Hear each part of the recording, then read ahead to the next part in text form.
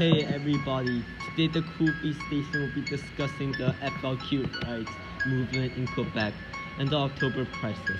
Our speakers today are me, Huoc Su Zhang, William Wu, and Andreas Petrova. As you know, I'm a professor at the University of Peking where I teach Canadian history. I'm also a professional fencer in the Olympics team on Team China, and I've won many esports tournaments for Overwatch. William Wu is a professional researcher about Canadian history and is a global elite in CSGO. He has a Steam inventory of more than $1 million. And lastly, we have Andreas Petroza. He's also known as boiiii Leonard, and everyone is sad that he left Tokyo in GBA and went to CBA, where he joined the Guangdong Southern Tigers team. Now I welcome William Wu on the mic. Hey! The FLQ, also known as the Front de Liberation du Quebec, was the French-Canadian rights movement. The movement was founded in 1963 by two Quebec people. The FLQ is best known for the October crisis in 1970. They protested because they think that French-Canadians are being mistreated. They think that it is unfair because all businesses spoke only English and most people in Quebec only speak French.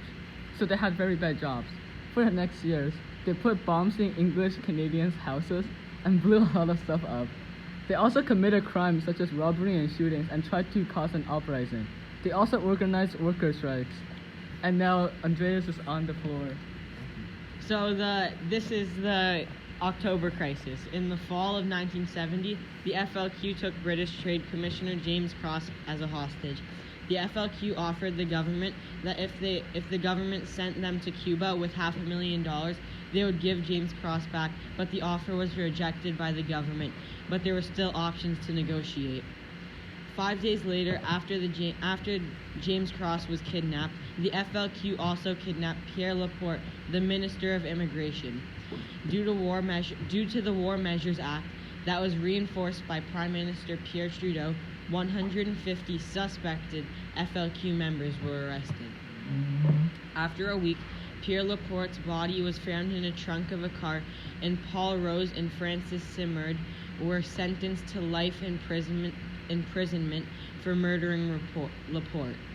Those two guys that were arrested were the two FLQ members that killed him. Of the kidnappers, 5 went to Cuba and then to France.